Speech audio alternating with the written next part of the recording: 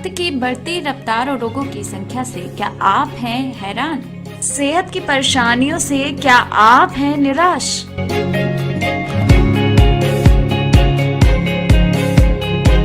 तो हेल्थलाइन लेकर आया है तमाम बीमारियों के अनसुलझे राज।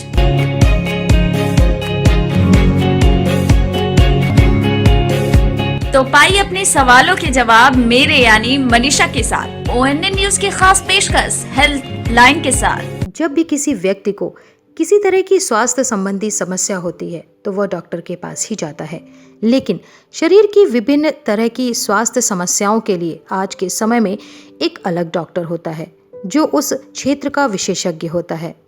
वह व्यक्ति की परिस्थिति का गहराई से अध्ययन करके उसका एकदम सही उपचार करता है। ऐसी ही एक शाखा है गायक्नोलॉजी। जी हाँ, गायक्नोलॉजिस्ट जो महिलाओं की विभिन्न स्वास्थ्य संबंधी समस्याओं का उपचार करती है, जिन्हें हम स्त्री रोग विशेषज्ञ भी कहते हैं। तो आज हम ONN न्यूज के खास कार्यक्रम हेल्थलाइन में बात करेंगे महिलाओं में होने वाले रोगों एवं उनके उपचार पर। आइए जानकारी लेते हैं गायक्नोलॉजी पर डॉक्टर वैशाली जैन से, जो कि ऑब्स्टेट्रिशियन और गायक्नोलॉजिस्ट हैं। ये KGMU से MD हैं और fellow of Indian college of obstetricians and gynaecologists से फेलोशिप भी किया है। इन्होंने स्पेशलाइजेशन किया हुआ है इनफर्टिलिटी, लेप्रोस्कोपी और हिस्ट्रोस्कोपी हाई रिस्क प्रेगनेंसी में। ये हेड ऑफ डिपार्टमेंट हैं Vivekananda polyclinic and institute of medical science Lucknow में। तो आइए लेते हैं स्त्री रोगों के बारे में जानकारी।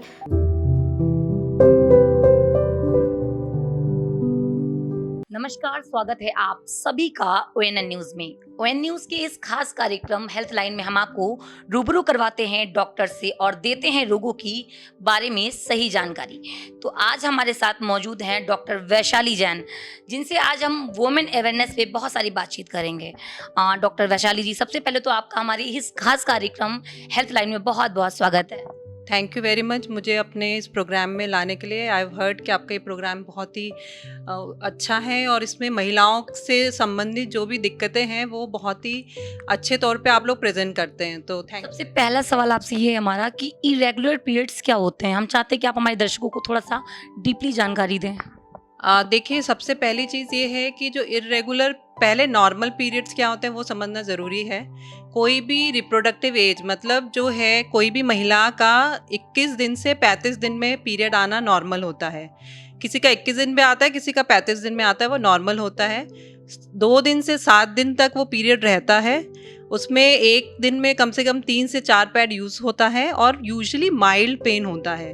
तो अगर इससे हटके कुछ भी है तो वो एबनॉर्मल मेंस्ट्रुएशन बोलते हैं। दूसरी चीज़ हमें ये समझने की ज़रूरत है कि एक्सट्रीम्स ऑफ एज, यानी कि अगर कोई लड़की है उसको अभी महीना आना चालू हुआ है, यानी कि मिनार्के स्टार्ट हुआ है, तो शुरू के 3 साल उसको अगर पीरियड एबनॉर्मल आ रहा है, इस ड्यूरेशन में नहीं आ रहा है, तो वो भी हम नॉर्मल मानते हैं, क्योंकि उनका अभी सिस्टम डेवलप हो रहा है, सिस्टम रेगुलेट हो रहा है, सिस्टम चार्ज हो रहा है। तो इसलिए अभी शुरू के 3 साल जब लड़कियों को माहवारी चालू होगी तो वो उनका पीरियड थोड़ा सा जो नॉर्मल एक महिला है 20 साल की महिला उससे डिफरेंट होगा। ऐसे ही जब रजोनिवृत्ति होने वाली होती है, मेनोपॉज होने वाला होता है, तब भी सिस्टम जो है थोड़ा गड़बड़ हो जाता है, पीरियड इरेगुलर हो जाते हैं। तो इरेगुलरिटी एज रिलेटेड भी होती है। अगर शुरू के 3 साल या फिर रजोनिवृत्ति के समय अगर पीरियड का ड्यूरेशन और वो सब डिफरेंट है तो वो हम नॉर्मल भी मानते हैं। तो इरेगुलर पीरियड्स केवल जो 21 से 35 दिन के अंदर से बाहर कोई भी चीज़ होगी तो हम उसको इरेगुलर मानते हैं। दूसरा सवाल आपसे ये है वैशाली जी कि इससे जुड़ी तकलीफ क्या होती है, सिट्स की प्रॉब्लम क्या होती है। देखिए, जो इससे इरेगुलर पीरियड्स का सबसे कॉमन कारण है हार्मोन इम्बैलेंस, और हार्मोनल इम्बैलेंस का आजकल के समय में सबसे महत्वपूर्ण एक जो बीमारी है polycystic ovarian disease. Polycystic ovarian disease क्या होता है कि आजकल ये एक जो डिज़ीज़ है ये हमारे रहन-सहन पे डिपेंड कर रही है आजकल। जो हमारा रहन-सहन में बदलाव हुआ है, हमारे खान-पान में बदलाव हुआ है, हमारा स्लीप पैटर्न कम हो गया है, हम लोग रात-रात भर जग के टीवी देख रहे हैं या पढ़ रहे हैं, या हम एक्सरसाइज़ नहीं कर रहे हैं, हम बैलेंस फूड नहीं लेके जंक फूड ले रहे हैं, तो ये सारी चीज़ें हमारा एक डिज़ीज़ बना रही हैं। वो डिज़ीज़ होती है पॉलीसिस्टिक ओवेरियन डिज़ीज़, और उसकी वजह से महीना सबसे ज़्यादा गड़बड़ हो रहा है। महीना गड़बड़ होने के और क्या कारण हो सकते हैं, जैसे अंडाशय में गांठ हो, आपका एक्सेसिव वेट गेन हो रहा है, यानी कि आपके थायराइड की दिक्कत हो रही है, तब महीना गड़बड़ हो सकता है। इसके अलावा जो है कभी-कभी बच्चेदानी में इन्फेक्शन भी इर्रेगुलर साइकिल्स का कारण बनता है। और जो सिस्ट होते हैं, वो सिस्ट जो होते हैं अंडाशय में, जो सिस्ट होते हैं उसको क्या कहा जाता है कि किसी भी महिला के 2 अंडाशय होते हैं और उसमें अगर कोई गांठ बन जाए जिसमें द्रव इकट्ठा हो जाए तो वो सिस्ट का रूप ले लेती है। वो मैलिग्नेंट भी हो सकते हैं, यानी कैंसरस भी हो सकते हैं, और मोस्ट ऑफ द टाइम वो बिना कैंसर के होते हैं और वो बिनाइन होते हैं और जो अपने आप बनते और बिगड़ते रहते हैं। इसका सही इलाज क्या है? देखिए, सिस्ट जो है जैसे मैंने आपको बताया कि मोस्ट ऑफ द टाइम उसका कोई बिनाइन ही होते हैं, तो जो बहुत ही छोटे सिस्ट होते हैं 5-6 सेंटीमीटर के सिस्ट होते हैं, तो बनते और बिगड़ते रहते हैं और बस हम लोग उसको फॉलो करते हैं। मतलब हम पेशेंट्स को यही बोलते हैं कि आप 3 महीने बाद एक अल्ट्रासाउंड करा लीजिएगा। अगर वो सिस्ट यूजुअली डिसअपियर हो जाते हैं, समटाइम्स हमें उसको गोली देनी पड़ती है जो एक गर्भ निरोधक गोली होती है, क्योंकि ये सिस्ट मोस्टली हार्मोनल इम्बैलेंस की वजह से होते हैं। तो ये जो है, जब अगर हम गर्भ निरोधक गोली देंगे और तो उनका हार्मोनल इम्बैलेंस सही हो जाएगा और ये हार्मोनल इम्बैलेंस से ये करेक्ट हो जाएगा। बहुत ही कुछ केसेस में जब अगर इन्फेक्शन है या सिस्ट बहुत बड़ा है या एंडोमेट्रियोटिक सिस्ट है या डर्मोइड सिस्ट है या सिस्ट एडिनोमा है, तो इस तरह के सिस्ट की हमें सर्जरी करनी पड़ सकती है।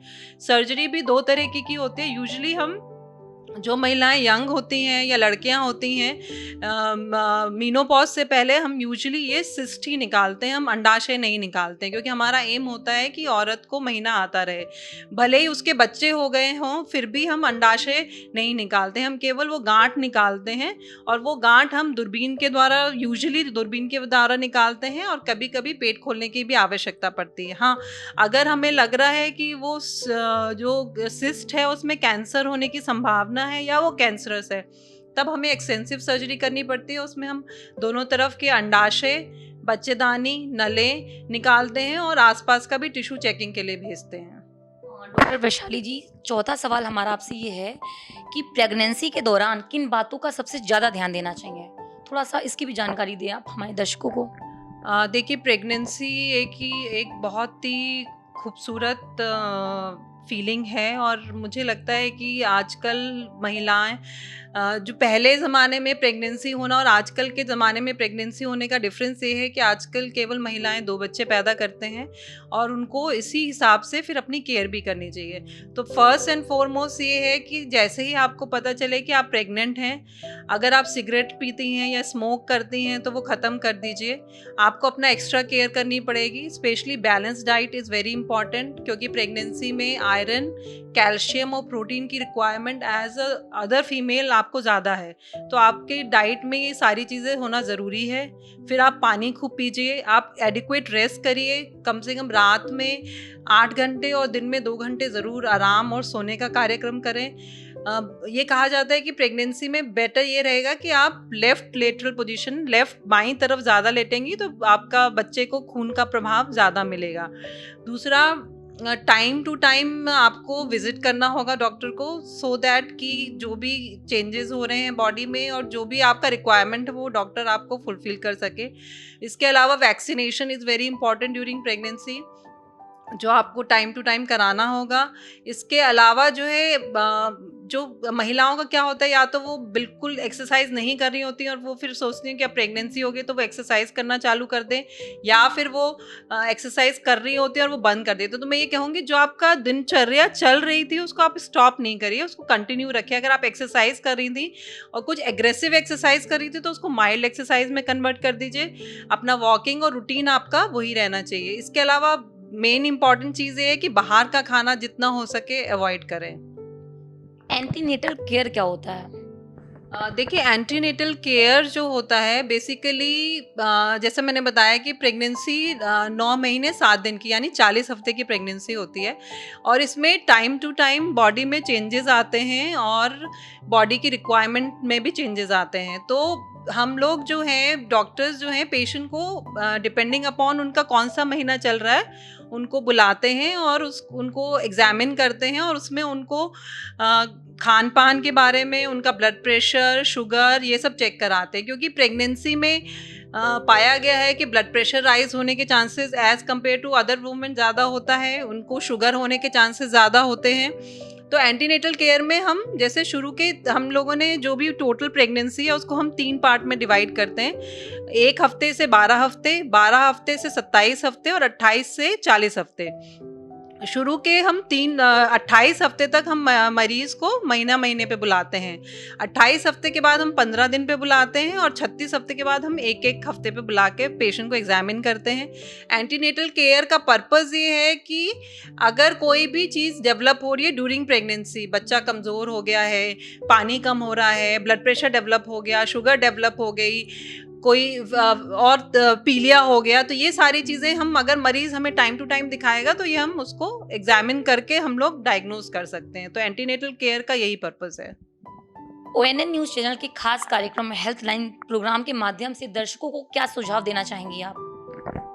देखिए, सुझाव तो यही है कि आजकल हम लोग सभी परेशान भी हैं, तो अब हमें समझ में आ गया है कि हमारा health is the prime thing.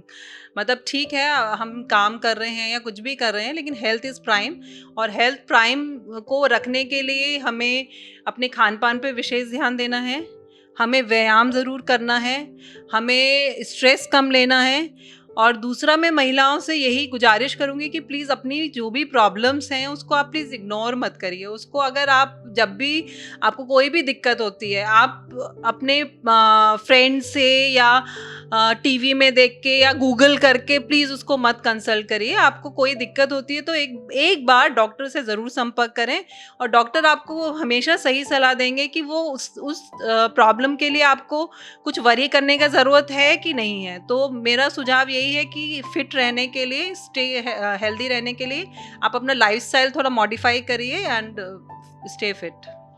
Doctor Vaishali ji, ONN news की खास कार्यक्रम हेल्थ लाइन में आपका बात करने के लिए आपका बहुत बहुत धन्यवाद। धन्यवाद। Thank you. जैसा कि आप सभी ने देखा कि आज हमने डॉक्टर वैशाली जी से वुमेन अवेयरनेस पे बहुत सारी बातचीत की। उन्होंने बताया कि इरेगुलर पीरियड्स क्या होते हैं, कैसे होते हैं, क्या लक्षण होते हैं। अब इसी के साथ मुझे यानी रूपांशी मिश्रा को दीजिए इजाजत। नमस्कार।